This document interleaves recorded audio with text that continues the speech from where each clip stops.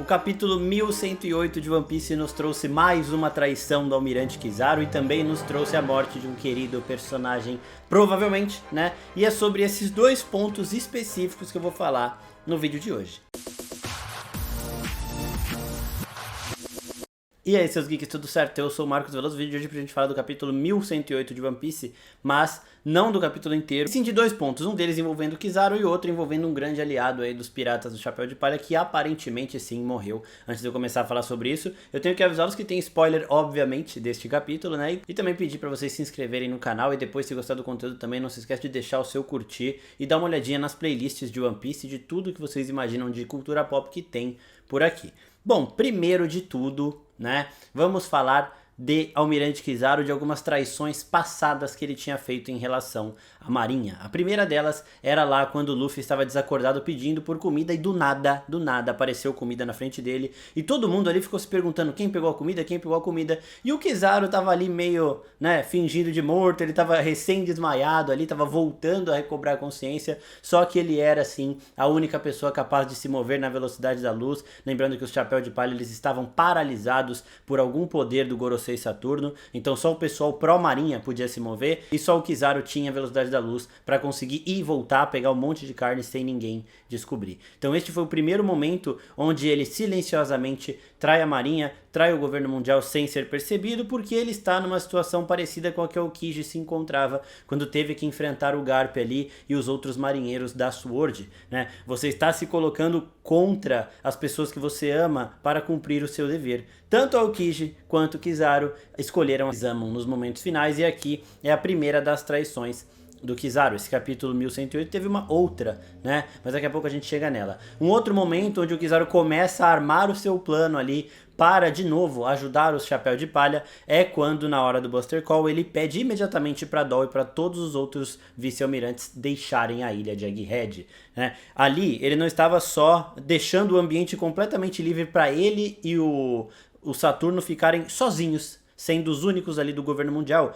Então qualquer coisa que acontecesse com o Saturno, por exemplo, se o Kizaru ajudasse o Luffy direto assim e começassem os dois a tretar com o Saturno, sem o Saturno conseguir se comunicar e o Saturno morre, né? Os vice-almirantes teriam apenas a palavra do Kizaru para acreditar. Então ele já conseguiu controlar isso e também conseguiu proteger os seus subordinados, né? O Kizaru ele não está contra toda a marinha ali. Ele está contra especificamente as ordens do Gorosei. Ele não concorda com aquilo. Ele não concorda com esse assassinato que o Gorosei está tentando fazer com o Vegapunk, nem com as outras pessoas, a Bonnie e o Sentomaru, que cresceram, né? que o Kizaru viu crescer e que cresceram ali junto com ele, né? Então ele vai contra apenas o Gorosei, não é contra a marinha, não é que ele vai sair da marinha nem nada do tipo, né? Então esse momento aí dele mandando todo mundo sair, né, a ordem que ele dá diretamente para Doll, usando ali uma linguagem muito mais séria do que a gente está acostumado. Se vocês viram shorts que eu falo deste momento específico, que eu vou deixar linkadinho aqui em cima, eu falo mais especificamente dos termos usados, dos kanjis usados ali e como esses kanjis soam lá no Japão. E agora nesse capítulo 1108 aqui nós tivemos um último momento, né, do Kizaru de novo, sem ser percebido, traindo uma ordem direta do Gorosei Saturno e ajudando os Chapéu de Palha, que é quando ele ataca o Vegapunk. Aí você deve estar falando, você vai falar que ele tentou, que ele cauterizou ali a lesão do Vegapunk, mas o Vegapunk morreu do mesmo jeito. Sim.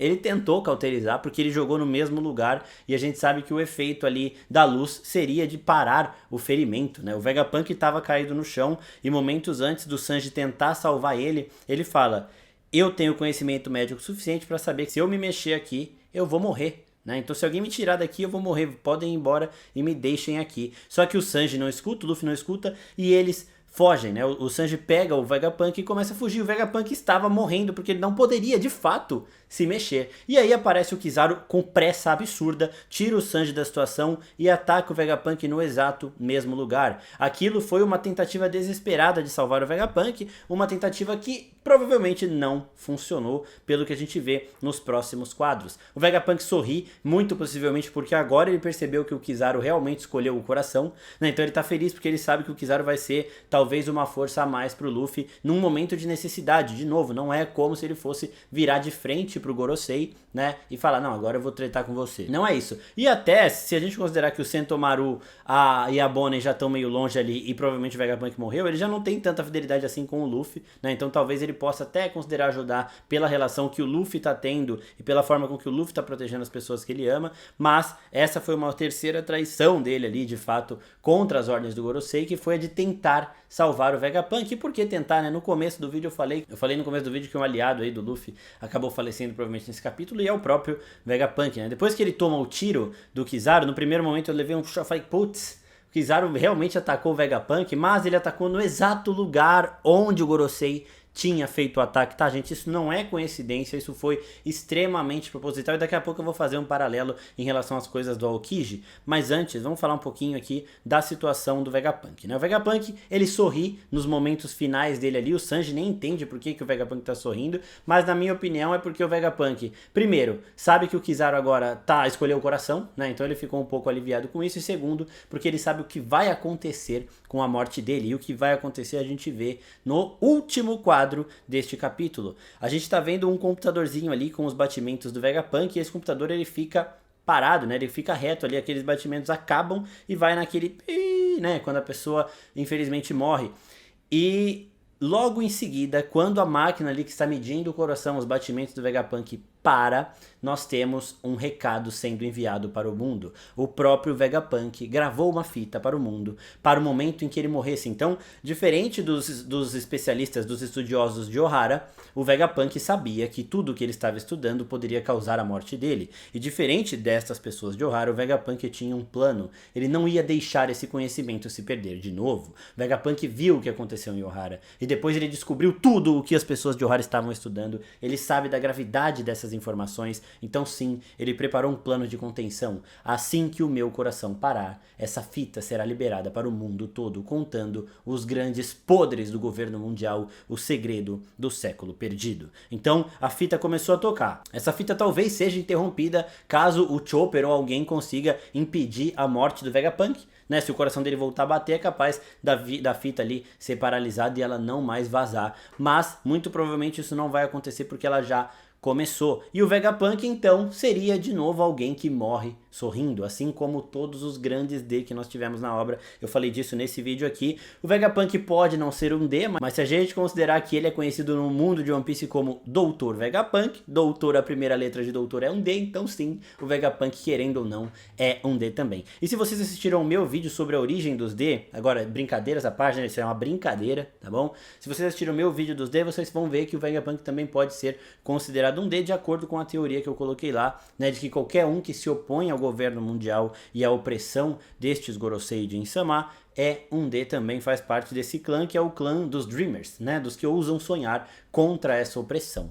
Então, o Vegapunk morrer sorrindo também é algo muito foda, porque a gente coloca outras pessoas nesse nicho dos D, né? A gente vê que não são só aqueles que têm o D no nome que vão morrer sorrindo, mas todos que têm o D na determinação, na luta contra o governo mundial, podem também morrer com aquela sensação de dever cumprido. No último segundo de sua vida, Vegapunk viu que o Kizaru estava sim escolhendo o coração ao invés do dever, e também sabia que a sua mensagem, o segredo do século perdido, seria espalhada pelo mundo. Então ele também teve ali o seu último respiro de satisfação. Agora, antes de terminar o vídeo, vou falar um pouquinho do paralelo entre o Kizaru e o Aokiji, que tá absurdo, né? Então, e neste momento, o Aokiji e o Kizaru, eles estão na mesma situação, situações acontecendo de forma simultânea, enfrentando as pessoas que eles amavam. Eles estão colocando em xeque dever e coração. O Kizaru, a gente acabou de perceber aqui nesse vídeo, que escolheu o coração, e o Aokiji também. Se vocês viram também os shorts que eu postei lá na época da luta do Aokiji com o Garp, vocês vão ver que o posicionamento do Aokiji perante os outros piratas do Teach que estavam ali na ilha de Hachinozu, vocês vão ver que o Aokiji já estava em posição oposta, né? Então ele estava em posição de confronto com os seus companheiros do bando do Barba Negra. E depois, uma outra coisa que semelhante aos dois, Kizaru e Aokiji, é este golpe final, né? E isso pode também indicar, infelizmente, que o nosso querido Monkey D. Garp também morreu, né? A gente viu aqui provavelmente uma tentativa do Kizaru de salvar o Vegapunk cauterizando o sangramento dele, uma tentativa falha, por isso que depois a gente vê o Kizaru meio ali com o olho marejado, né, o olho completamente escurecido, porque ele estava chorando. A Aokiji também chorou, as lágrimas dele congelaram ali, e ele também colocou gelo, né, ele atacou o Garp com gelo no mesmo lugar que o Shiryu tinha cortado, então ele também tentou cauterizar o ferimento. Se no caso do Kizaru com o Vegapunk não funcionou e esses paralelos estão correndo de uma forma bastante semelhante, talvez no caso do Aokiji com o Garp também não tenha funcionado. O Garp, óbvio, não vai ser morto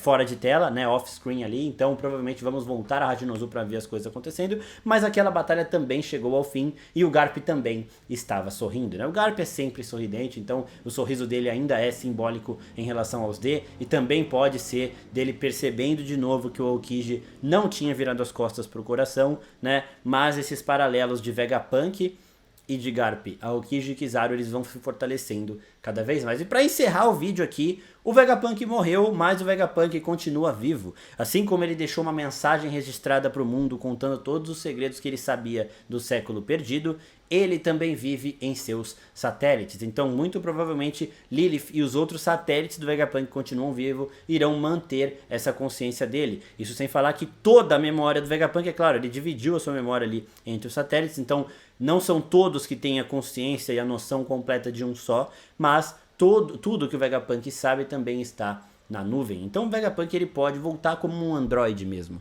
ou ele pode também, pode ser que os Chapéu de Palha passem a memória do Vegapunk para Lilith, né?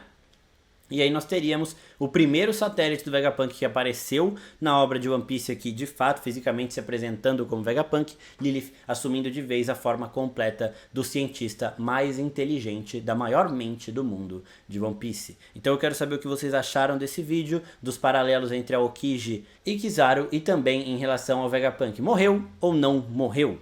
Espero que vocês tenham gostado. Se gostou, se inscreve no canal, não esquece de curtir. Até a próxima, pessoal. Tchau, tchau.